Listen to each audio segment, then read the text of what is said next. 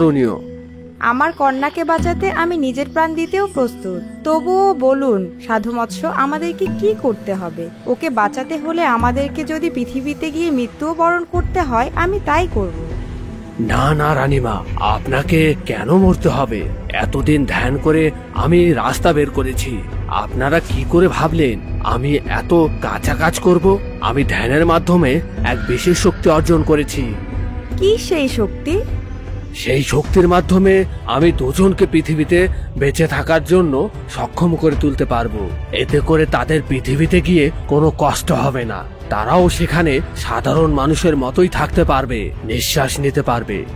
দুজন? কিন্তু আমরা তো তিনজন। ক্ষমা করবেন মহারাজ, আমি কেবলমাত্র দুজনকেই এই শক্তির মাধ্যমে পৃথিবীতে থাকার জন্য তৈরি করতে পারবো। তাই আমি বলছিলাম রানীমা আর আমাদের মৎস্যকন্যা না হয় পৃথিবীতেই যাক।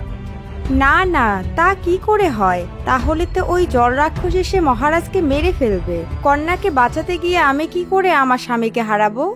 আমায় নিয়ে চিন্তা করো না রানী, তুমি চাও আমাদের কন্যাকে যে তোমায় বাঁচাতেই হবে।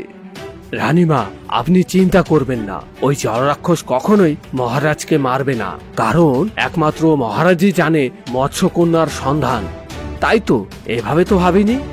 কিন্তু তাই বলে আমি কি করে আপনাকে ছেড়ে যাই মহারাজ?